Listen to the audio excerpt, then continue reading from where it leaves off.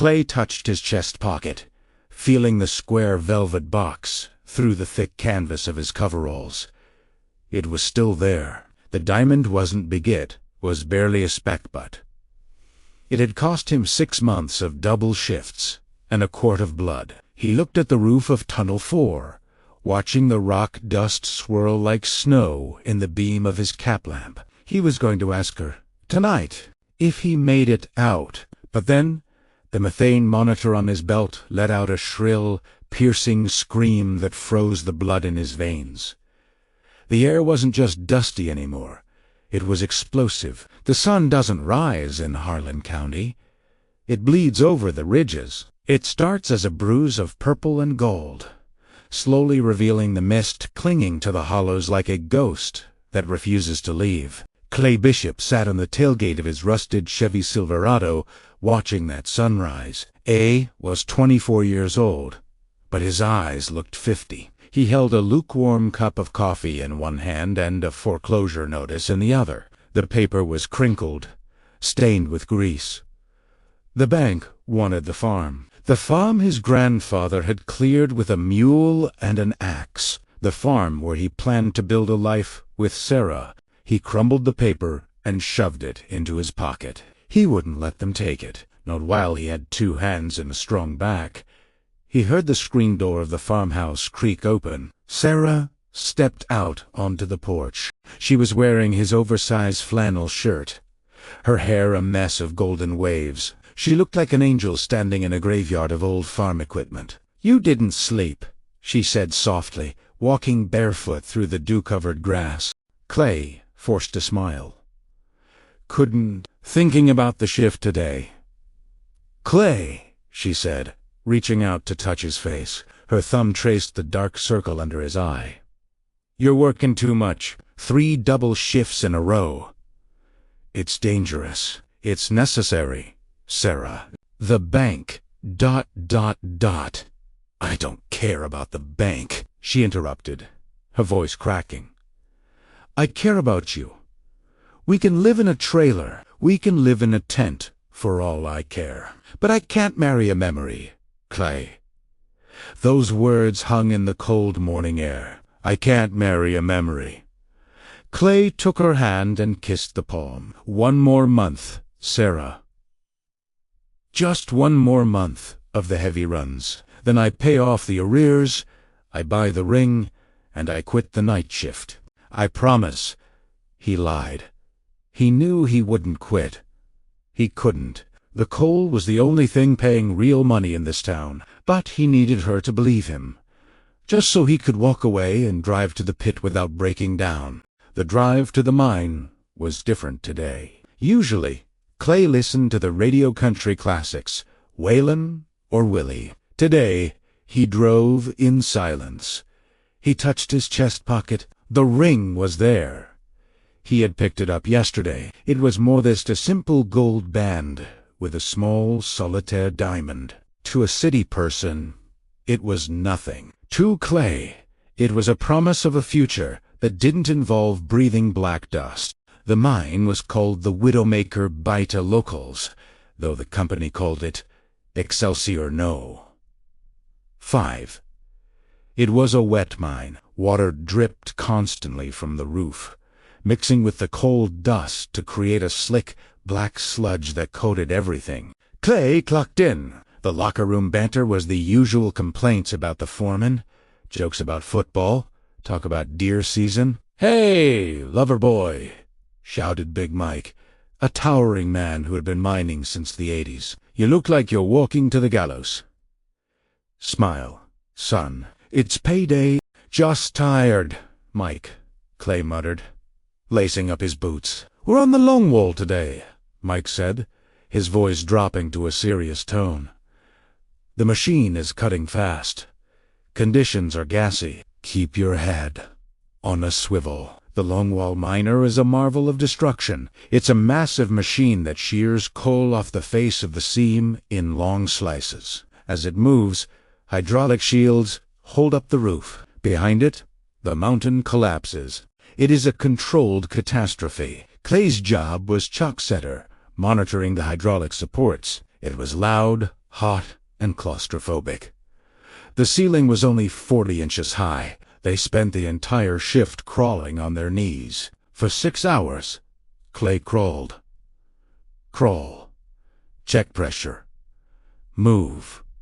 Crawl. Check pressure. Move. His knees ached. His back screamed, but every time he felt like stopping, he thought of Sarah on the porch. He thought of the ring. He imagined the moment. Tonight, he would take her up to Fire Tower Ridge. He would get down on one knee if his knees still worked. He would ask her to be his wife. "Bishop! Watch the gauge!" The foreman's voice cut through his daydream. Clay snapped his attention back to the pressure dial on shield number 42. It was in the red. The mountain was pushing down harder than the hydraulics could push back. "She's heavy today," Big Mike yelled over the roar of the shearer. "The strata is shifting. We keep cutting." Clay yelled back. "We got a quota. Kid, we keep cutting." That was the rule of the coal fields. Production over perfection. Money over worry. Clay wiped the sweat from his eyes. The black grime smeared, blinding him for a second. In that second of darkness, he felt a strange vibration, not the rumble of the machine, something sharper. A pop. It didn't happen like in the movies. There was no long, dramatic rumble. It was instant. One moment, Clay was looking at the gauge. The next, the world slammed shut. A massive slab of sandstone, known as a kettle bottom, detached from the roof above the shields. It crashed down onto the hydraulic supports, buckling them like soda cans. The impact threw Clay backward into the mud. His helmet flew off. The lights went out. The roar of the machine died, replaced by the hiss of hydraulics bleeding out and the terrified shouts of men. "Mike! Mike!" Clay screamed into the dark. He tried to stand, but pain shot through his right leg. A scream tore from his throat. His leg was pinned. A piece of the shield gear had collapsed on his calf. He fumbled for his light. He found it in the muck and clicked it on. The beam revealed a nightmare. The tunnel behind them had collapsed. The tunnel ahead was blocked by the twisted metal of the machine. They were trapped in a pocket, maybe 30 feet long. Big Mike was groaning a few feet away, holding a shoulder. 2 other miners, young guys named Rick and Davies, were huddled against the coal face, shaking. "Is everyone alive?" Clay gasped, the pain in his leg making him dizzy.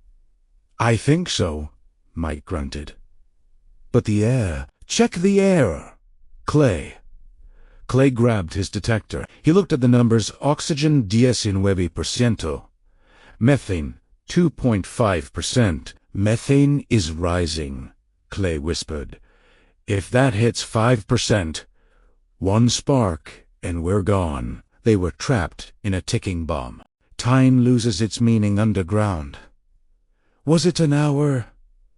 3. Clay lay in the mud, the cold water soaking into his coveralls. His leg had gone numb, which was better than the pain, but dangerous. It meant the circulation was cutting off. He reached into his chest pocket. His fingers brushed the velvet box. It was crushed. He pulled it out. The box was flattened, but he pried it open. The ring was bent, the circle warped into an oval.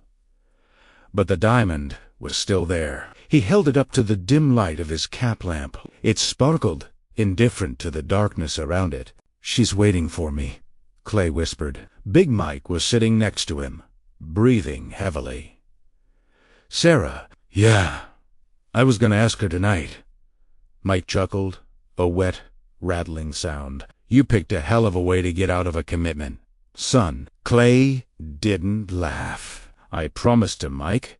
I promised her I wouldn't leave her alone." The air was getting heavy.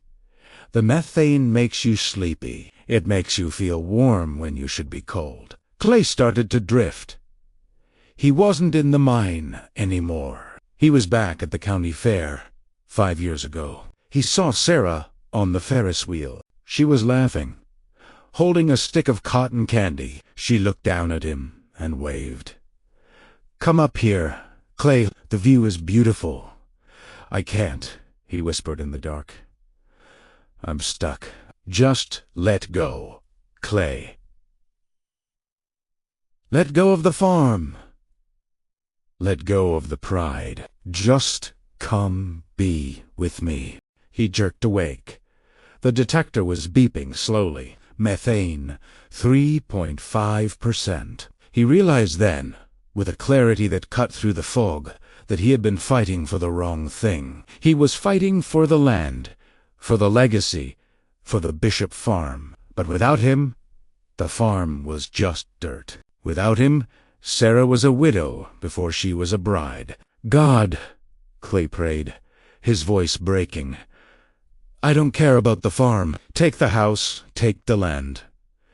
Just let me see her face again. Just let me tell her I love her." Suddenly, the ventilation stopped. The fans on the surface had cut out, or the duct was crushed. The silence was absolute. "This is it," Rick whimpered from the corner. "We're suffocating." "Shut up, Rick," Clay snapped, though he felt the fear too. He grabbed a wrench lying in the mud. He started banging on the roof bolts. Clank, clank. "Save your energy," Kid Mike said softly. "No," Clay said. He thought of Sarah's hand on his face. "I am not dying in this hole. I am not breaking that promise."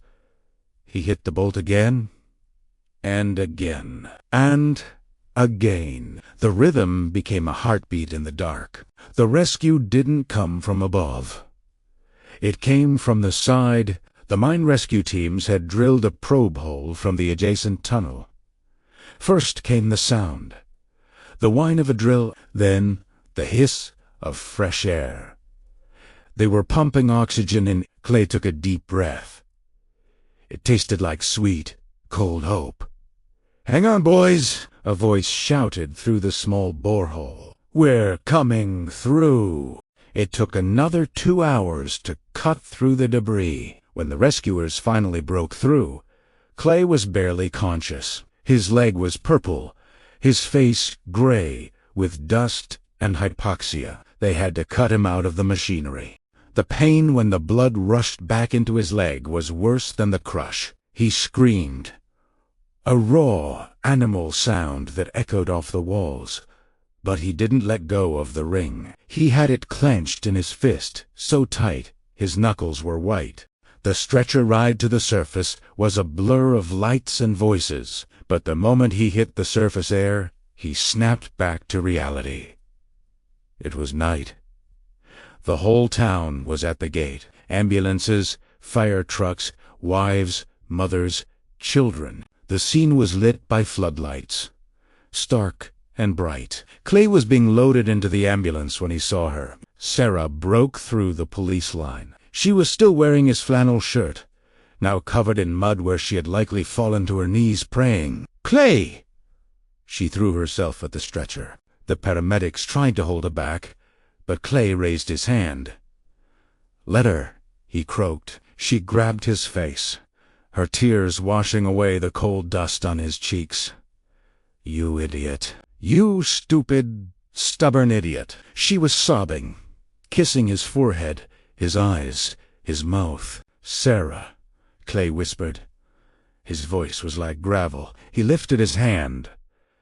He opened his fist. In his dirty, bloody palm lay the bent, crushed velvet box. "It's a little bent," he wheezed. "Like me." Sarah froze. She looked at the box, then at him. She didn't even look at the ring. "I don't care," she sobbed. "I don't care about the ring." "Will you?" he asked, his eyes closing. "Will you marry me? Even if we lose the farm?" She pressed her forehead against his. "Yes. Yes. Clay. We can live in a tent." "Just Stay with me. The screen fades to black, then opens on a scene 2 years later. It's a Sunday afternoon. Clay is walking with a limp, but he moves well enough. He's not in mining coveralls. He's wearing a button-down shirt and he's teaching a safety class at the community college. The methane, Clay says to a room full of young students, doesn't care about your mortgage. It doesn't care about your pride. Respect the mountain, but respect your life more. The scene cuts to a small house. It's not the big farmhouse that was sold to the bank. It's a smaller place, a double wide, on a plot of land closer to town. But the grass is green, and there are flowers on the porch. Clay walks up the steps. Sarah is there, holding a baby on her hip. She smiles a real, easy smile that reaches her eyes. Clay kisses her, then kisses the baby's head. He looks down at Sarah's hand.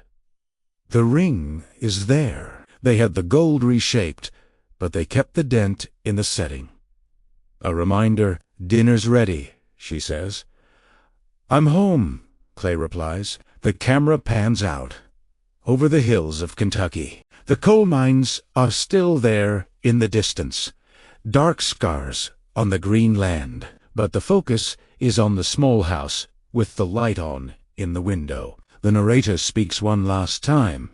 They say coal is the lifeblood of Kentucky. But they're wrong. Coal is just the rock. Love, love is the fire.